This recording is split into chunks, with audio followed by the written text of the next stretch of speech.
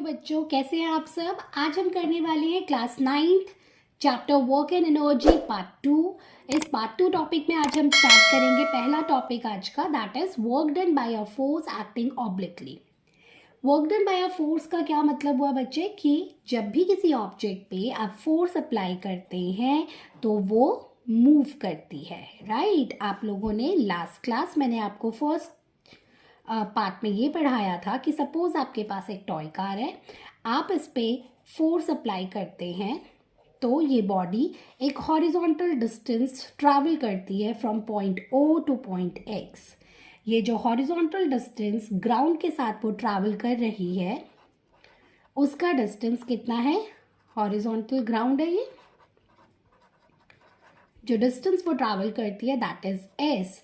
So the work done will be equal to F into S. Next, इसी को अगर हम कहें कि फोर्स एक्टिंग ऑब्लिकली, इसमें हमने एक एग्जाम्पल लिया एक छोटे बच्चे का जो अपनी टॉय कार को पुल कर रहा है, ठीक है। जब उसने अपनी टॉय कार को पुल किया तो बेसिकली उसने उस पर एक थ्रेड लगाया, है ना। थ्रेड लेके वो उसे खींच के लेके जा रहा है, सो this will be the direction of force. Direction of force क्या होगी, इस पॉइंट को मैं ओ मान लेती हूँ तो मेरा direction of force will be O A. O A will be the direction of force. And ये जो हॉरिजॉन्टल ग्राउंड अभी मैंने कंसीडर करा था एक्स अबव केस में, तो वो भी क्या हो गया ओ एक्स। यहाँ तक क्लियर है। सो ओ एक्स क्या हुआ, direction of motion, so this will be considered as direction of motion. यहाँ तक क्लियर हो गया। अब डायरेक्शन ऑफ मोशन और डायरेक्शन ऑफ फोर्स के बीच में ओ ए क्या है, direction of force. Direction of force और डायरेक्शन ऑफ मोशन के बीच में एक एंगल डेवलप होता है जिसे हम कहेंगे थीटा। तो अभी जो बात हुई कि work done by a force acting obliquely, उसका मतलब है कि जब वर्क डन कैसे लगे, एक पर्टिकुलर एंगल पे हो रहा है, ठीक है। बॉडी तो मूव कर रही है from point A to B, right, from point A to X, ये मूव तो कर रही है, पर कैसे मूव कर रही है, एक पर्टिकुलर एंगल पे। ओके, अब यहाँ पर इससे पहले मैं आगे चलूँ, मैं एक चीज़ और यहाँ पे आपको समझाऊंगी कि जब भी हम इस तरह से बात करते हैं कि direction of force and direction of motion, तो बेसिकली हम फोर्स के दो कंपोनेंट्स होते हैं जिसमें हम फोर्स को रिजॉल्व करते हैं। एक होता है हॉरिजॉन्टल कंपोनेंट जिसे हम एफ कॉस थीटा कहते हैं, और एक होता है वर्टिकल कंपोनेंट जिसे हम कहते हैं एफ साइन थीटा, ठीक है। क्या कहते हैं, F cos theta and F sine theta. तो फॉर एग्जाम्पल ये आपका हॉरिजॉन्टल कंपोनेंट हो गया तो हम इसे कहेंगे एफ कॉस थीटा, और ये हो गया आपका वर्टिकल कंपोनेंट, तो ये होगा एफ साइन थीटा, ठीक है। और जब मैं इनका रिजल्टेंट निकालूंगी तो that will be the total force. Clear हुआ। So this is the F R और रिजल्टेंट फोर्स। ये आपको समझने की इतनी ज़रूरत अभी है नहीं क्योंकि ये क्लास 9th का पार्ट है। तो आप बस इतना याद रखेंगे, जो हॉरिजॉन्टल कंपोनेंट है फोर्स का that will be considered as F cos theta. So your formula will become W equals to F cos theta into s। Clear हो गया। See how F S changes into F cos theta. कैसे change हो गया F cos theta में, क्यों, क्योंकि अब वो एक पर्टिकुलर एंगल के साथ एक पर्टिकुलर डायरेक्शन ऑफ मोशन में मूव कर रहा है। यहां तक क्लियर हो गया सबको। अब हम इसकी डेफिनेशन लिखेंगे। सो when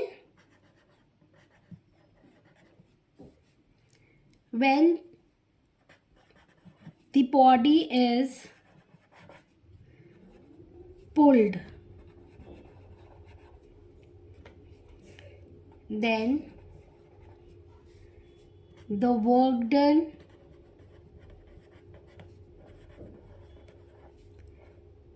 on the body will be equal to the product of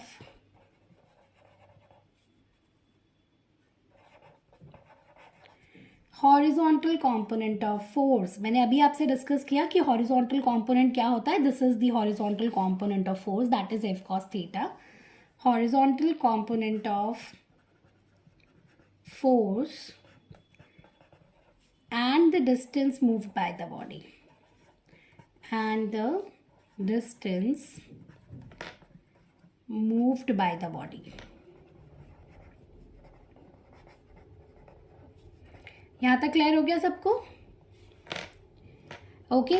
next is your बच्चे, ये अब आपसे क्वेश्चन पूछा जाएगा कि भाई थीटा का एंगल तो हो सकता है कि डायरेक्शन ऑफ फोर्स और डायरेक्शन ऑफ मोशन दोनों मिलकर कोई भी, डायरेक्शन ऑफ मोशन को मैं शॉर्ट में डीएम लिख दूं, समझ में आएगा. फोर्स और डायरेक्शन ऑफ मोशन हो सकता है कोई भी एंगल ना बनाए. तो अगर कोई एंगल नहीं बन रहा, दोनों सेम डायरेक्शन में है, जैसा कि ऊपर वाले केस में हो रहा था, तो will consider theta as zero. समझ आया? तो इस केस में कॉस थीटा, थीटा क्या होगा? जीरो होगा. क्लियर है? Theta will be zero. तो कॉस जीरो का वैल्यू कितना होता है बच्चों? कॉस जीरो का वैल्यू होता है 1. कॉस जीरो का वैल्यू कितना होता है? 1. तो इस केस में अगर मैं इसको अप्लाई करूं यहाँ पर, तो ये क्या बन जाएगा? देखो, W equals to F cos theta into S था, तो W इज इक्वल्स टू क्या हो गया? F cos 0 degree into S, यानी कि W इक्वल्स टू क्या हुआ? F into 1 into S, that is equals to what? W equals to Fs. आया समझ? ओके. अब अगर ये क्या बनाता है, मान लो इसी का सेकेंड केस करते हैं. यहाँ पे देखेंगे, सपोज ये आपका डायरेक्शन ऑफ मोशन हो गया और ये बन गया आपका सपोज 30 डिग्री का एंगल बनाता है ये. तो इस केस में आपका थीटा कितना होगा? 30 डिग्री. ये फोर्स है. क्लियर हुआ? 30 डिग्री है तो कॉस 30 डिग्री कितना होता है? कॉस 30 डिग्री होता है √3/2. तो आप अपने फॉर्मूले में क्या यूज कर लेंगे? इस वैल्यू को, W equals to F cos 30 into S. तो डब्ल्यू एफ क्या हो गया? कॉस 30 कितना होता है? मैंने अभी बताया √3/2 इंटू एस. समझ आ गया?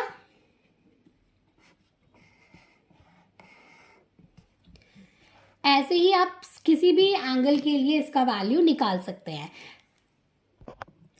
कॉस के लिए अब मैं आपको कुछ ट्रिग्नोमेट्रिक रेशियोज बता रही हूँ बेटा. ये ट्रिग्नोमेट्रिक रेशियोज आप यूज कर सकते हैं थीटा की वैल्यू को कॉस में फाइंड आउट करने के लिए. ट्रिग्नोमेट्रिक रेशियोज मैं केवल कॉस बता रही हूँ, बाकी आप सब अपने क्लास 10th में मैथ्स में पढ़ेंगे. ठीक है? ओके. तो पहला अभी मैंने आपसे कहा कॉस का वैल्यू मैं बताने जा रही हूँ आपको. ये कॉस थीटा है और थीटा का वैल्यू जब 0 डिग्री है, 30 डिग्री है, 45 डिग्री है, 60 डिग्री है और 90 डिग्री है, तो इनकी वैल्यू क्या क्या होगी. जब अगर थीटा का वैल्यू 0 है तो कॉस 0 कितना होगा? 1. कॉस 30 कितना होगा? मैंने अभी सॉल्व किया था √3/2. कॉस 45 कितना होता है बेटा? 1/√2.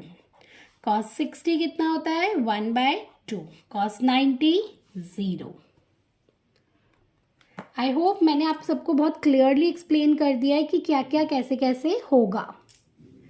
समझ आया सबको यहाँ तक? गुड. मैंने आपको अभी तक 2 केसेस समझाए, जब थीटा का वैल्यू 0 था, जब थीटा का वैल्यू 30 था.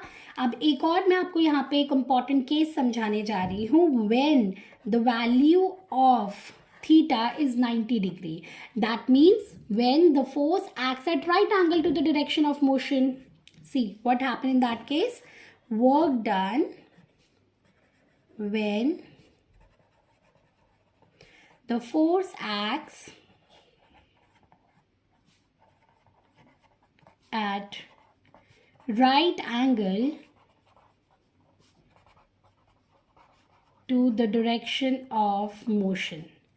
जब वो डायरेक्शन ऑफ मोशन के राइट एंगल पे होगा, यानी कि उस वक्त थीटा कितना होगा बेटा 90 डिग्री। राइट एंगल पे कितना एंगल होता है, राइट एंगल पे थीटा की वैल्यू 90 डिग्री होती है। इसका मतलब ये हुआ कि direction of force is this and the direction of motion is the horizontal one, so it will have a value of 90 degree. so theta कितना हो गया 90। इसका वैल्यू कैलकुलेट करो, मैंने अभी सिखाया था आप लोगों को कैसे करते हैं इसका value calculate. W equals to F cos theta into S.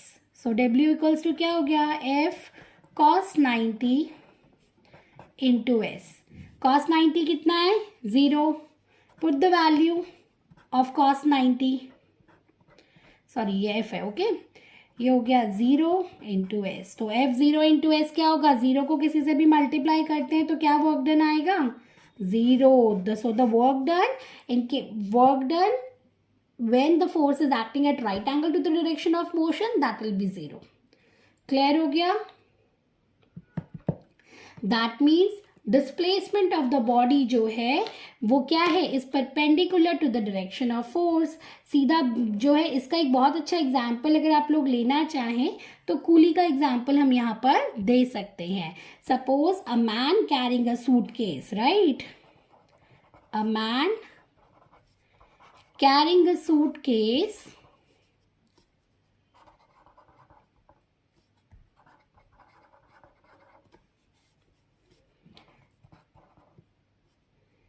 strictly horizontally, clear?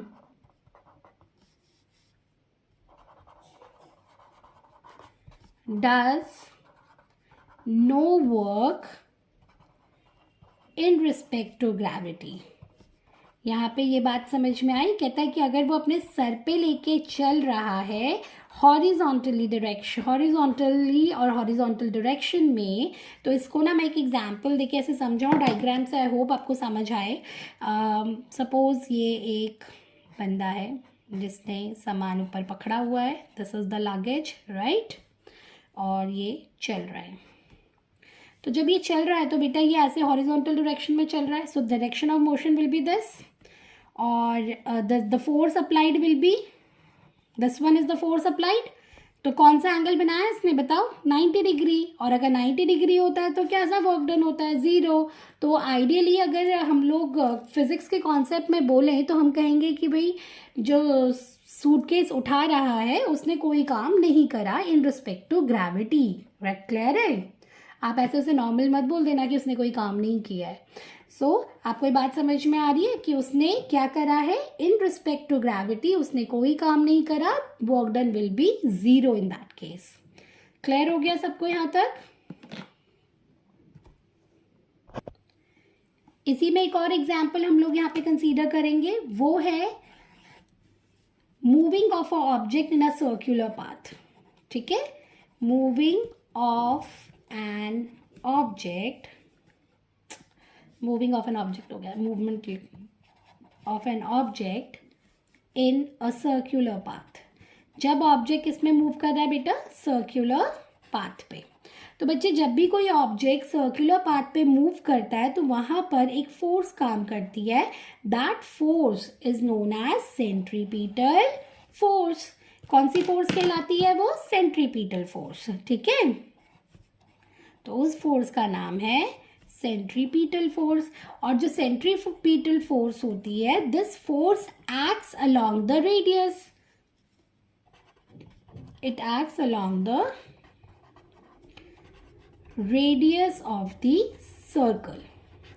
यानी कि जो भी ऑब्जेक्ट मूव कर रहा है सर्कुलर पाथ में, उसका और इसका मोशन जो होगा वो कितना एंगल पे होगा 90 डिग्री पे। तो बच्चे ये तो हो गया रेडियस, और ये जो ऑब्जेक्ट मूव करके यहाँ पहुंचा है, जो मूव कर रहा है वो हर बार इस पे कितने एंगल पे होगा 90 डिग्री पे। तो जिसकी वजह से cos 90 0 हो जाएगा। Right angle to the direction of motion.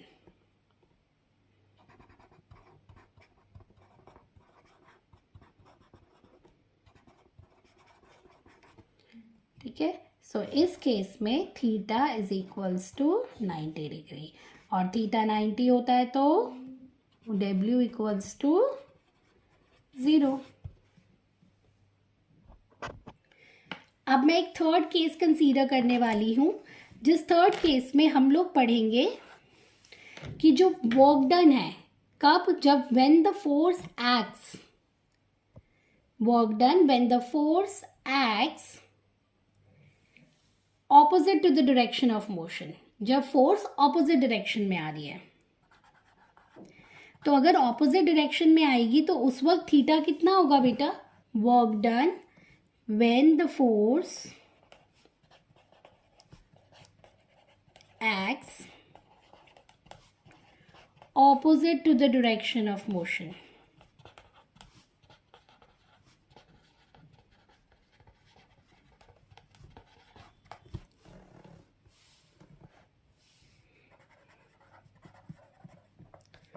ठीक है, तो अगर कोई भी ऑब्जेक्ट जिस पर फोर्स इधर लग रही है और उसका डायरेक्शन ऑफ मोशन बिल्कुल फोर्स के ऑपोजिट है, तो वो दोनों मिलकर जो थीटा है वो कितना होगा, 180 degree.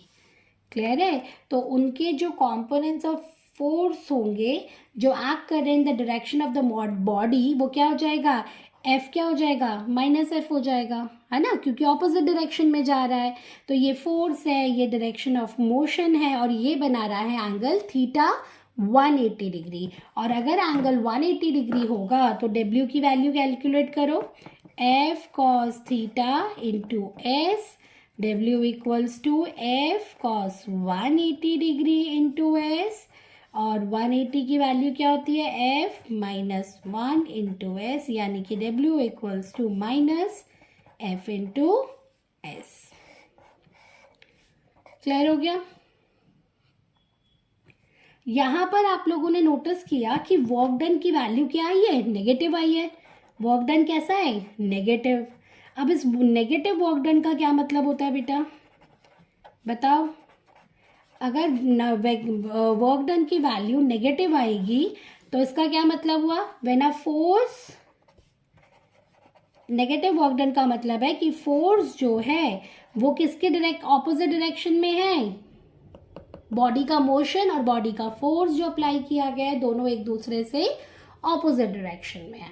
So when a force acts opposite to the direction of motion,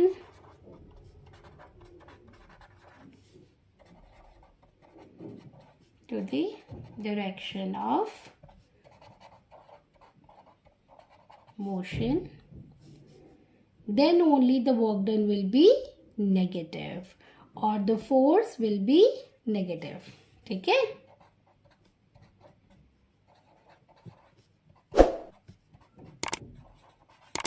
अगर फोर्स नेगेटिव होगी तो अपने आप वर्क डन भी नेगेटिव हो जाएगा। अब हम लोग स्टार्ट करते हैं अपना next part, that is the nature of work done. Work done कितनी तरह का होता है, ठीक है। तो जो नेचर ऑफ वर्क डन है, इट इज ऑफ 3 टाइप्स बेटा। अभी हम लोगों ने नेगेटिव वर्क डन का तो एक एग्जाम्पल देखा ही है, उसके अलावा पॉजिटिव वर्क डन भी होता है और जीरो वर्क डन भी होता है। जीरो वर्क डन भी हमने एग्जाम्पल देख लिया, मैंने आपसे कहा था जब भी वो राइट एंगल पर होगा तो cos 90 होगा, cos 90 होगा तो cos 90 इज 0। जीरो की वैल्यू कितनी होती है, cos 90 की वैल्यू क्या होती है, 0, और अगर आप उसे 0 से मल्टीप्लाई करोगे तो your whole work done will be 0। So nature of work done is of 3 different types. हम लोगों ने ऑलरेडी अभी एक करा है कि negative work done we have completed, है ना। कब होगा नेगेटिव वर्क डन, जब उनकी डायरेक्शन ऑपोजिट होगी। क्लियर है बच्चे। और जीरो वर्क डन कब होगा, when the force and the distance travelled by the body is at the angle of 90 degree. Positive work done,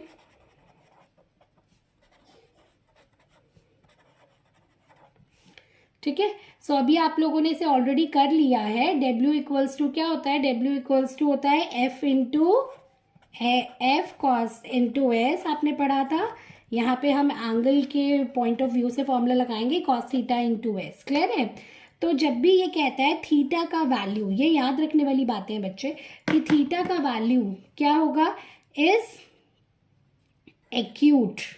जब भी थीटा कैसा होगा, एक्यूट, यानी कि क्या 90 से कम, then only cos theta is positive.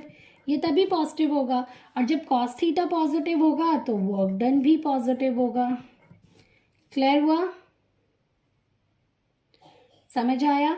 इसका एक एग्जाम्पल मैं यहाँ पे कंसीडर करती हूँ, when a body falls freely under the action of gravity. For example ball है, अब वो ऊपर से नीचे की तरफ को आ रही है, ठीक है। तो जब वो ऊपर से नीचे की तरफ को, आपने किसी बॉल को ऊपर से नीचे फेंका है, तो जब आपने नीचे फेंका है तो ग्रेविटी, जो अर्थ की ग्रेविटी है वो भी उसे नीचे खींच रही है। क्लियर हुआ? अर्थ की ग्रेविटी भी उसे नीचे खींच रही है, उसका डायरेक्शन ऑफ मोशन भी नीचे है, उसका फोर्स भी नीचे है। तो इस केस में थीटा क्या है बच्चे, 0 डिग्री, एंड कॉस 0 इज +1। +1 है तो इसलिए पॉजिटिव वर्क डन होगा। क्लियर हो गया?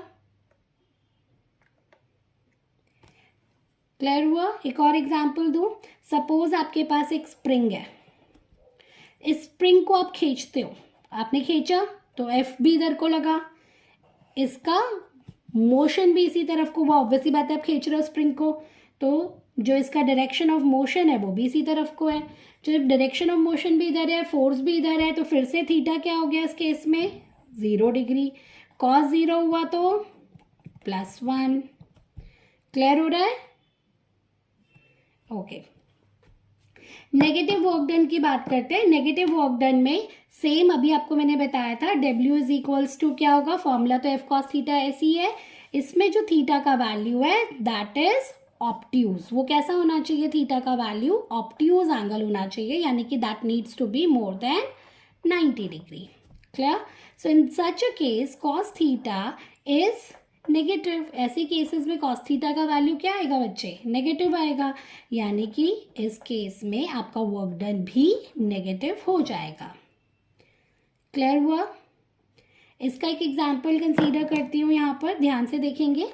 इसके एग्जाम्पल में सपोज एक बॉल मूव कर रही है, ये बॉल है, इसको यहाँ से धक्का दिया, ये फोर्स है, ये इसका एस डिस्टेंस ट्रैवल करा, ये आगे की तरफ को जा रही है, and this is the ground. Clear? ये इसका ग्राउंड है।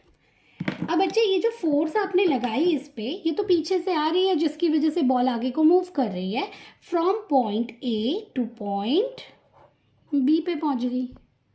क्लियर है ना?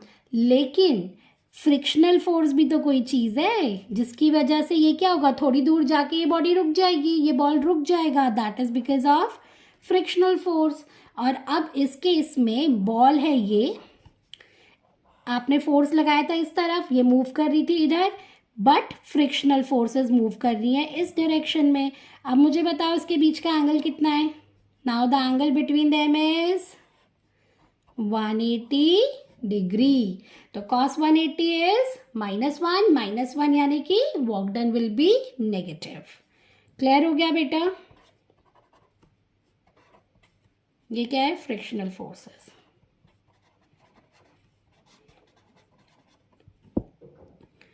ठीक है, cos 180 degree -1, W will be negative. Clear हो गया यहाँ तक? Next, moving to the next part, that is zero work done. अब जीरो वर्क डन में मैंने आपसे कहा था, जीरो वर्क डन में क्या होगा, डिस्प्लेसमेंट और मोशन एक दूसरे के क्या होंगे, राइट एंगल पर होंगे, जिसकी वजह से इनका थीटा जो है वो कितना हो जाएगा, 90 डिग्री, और cos 90 क्या होता है, 0। तो वर्क डन कितना हो गया, 0। समझ में आया?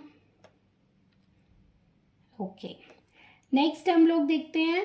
इसका एग्जाम्पल मैंने अभी आपको बताया था कि क्या है, कूली सामान लेके जा रहा है और फोर्स क्या है 90 डिग्री पे, और वो ऐसे चल रहा है। मैंने डायग्राम्स में मत जाना मेरे। हॉरिजॉन्टल डायरेक्शन में चल रहा है तो इसने कितने का एंगल बनाया है बच्चों? इसने बनाया है 90 डिग्री का एंगल। तो कॉस 90 कितना होता है? 0। तो वर्क डन कितना होगा? ये भी 0 होगा। आई होप आप सभी को ये पार्ट 2 क्लियर हुआ होगा।